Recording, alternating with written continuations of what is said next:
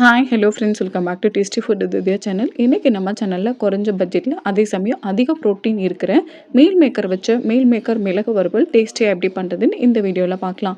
இந்த meal maker மிளகு வறுவல் சாம்பார் சாதம், ரச சாதம், தயிர் சாதம், வெரைட்டி ரைஸ், சப்பாத்தி இது எல்லாத்துக்குமே ஒரு சூப்பரான சைடிஷாக இருக்கும்.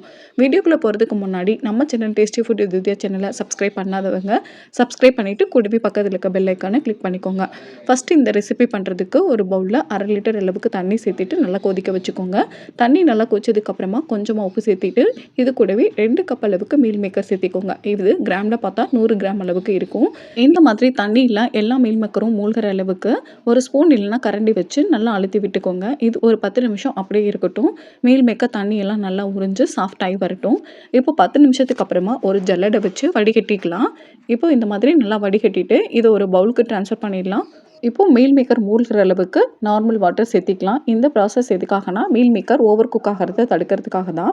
இப்போது நம்ம கை வச்சு நம்மளால் பிழிய முடியாது, இன்னுமே சூடாக தான் இருக்கும். இது ஒரு 5 நிமிஷம் அப்படியே இருக்கட்டும். அதுக்குள்ளே நம்ம மசாலா பொருட்கள்லாம் வறுத்து அரைச்சிக்கலாம். ஸ்டவ் ஆன் பண்ணிவிட்டு ஒரு பேனில் ஒரு பட்டையை உடைச்சிட்டு சேர்த்திக்கோங்க.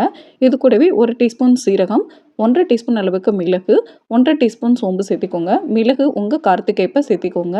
சேர்த்திட்டு ஒரு நிமிஷம் ஸ்டவ்வை லோ ஃப்ளேமில் வச்சு நல்லா வறுத்துக்கோங்க. வறுக்கும் போதே உங்களுக்கு நல்ல மனம் வர்றது தெரியும். இந்த மாதிரி நீங்கள் மீல் மேக்கர் பண்ணுறதா இருந்தாலும் சரி, சிக்கன் பண்ணுறதா இருந்தாலும் சரி, இந்த மாதிரி வறுத்து அரைச்சி நீங்கள் சேர்க்கும் போது மீல் மேக்கரோ இல்லை சிக்கனோ நல்ல ஒரு ரிச்சான டேஸ்ட்டில் நம்மளுக்கு கிடைக்கும். இதை நல்லா வறுத்துட்டு ஆற வச்சுட்டு ஒரு மிக்ஸி ஜாருக்கு ட்ரான்ஸ்ஃபர் பண்ணிடலாம்.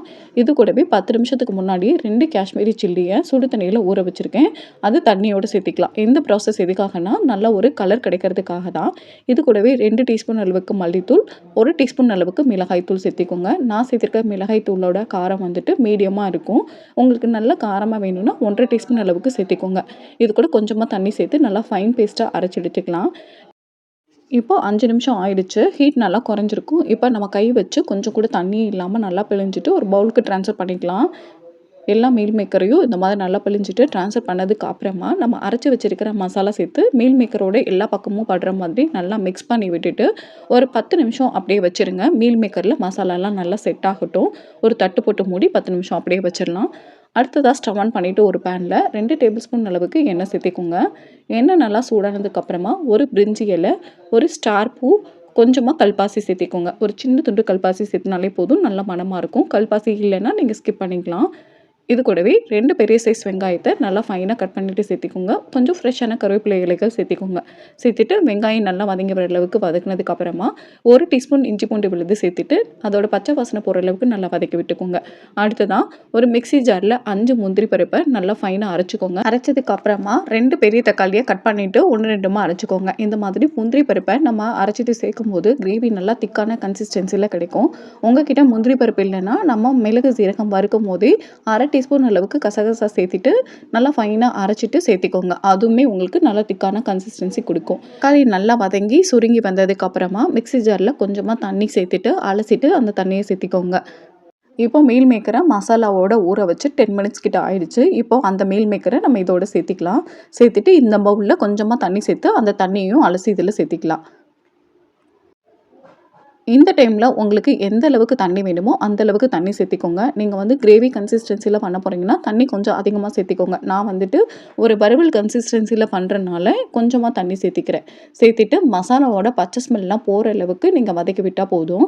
ஏற்கனவே நம்ம மீல் மேக்கரை சுடு தண்ணியில் போட்டிருக்கோம். இது ஒரு 50 to 70% கிட்ட குக் ஆகிருக்கும். ஒரு 10 to 15 மினிட்ஸ் மட்டும் நம்ம குக் பண்ணால் போதும். இதில் இருக்க பச்சை ஸ்மெல்லாம் போய் நல்லா குக் ஆகி வந்துடும். இப்போ ஒரு மூடி போட்டு மூடி நல்லா குக் பண்ணிக்கோங்க.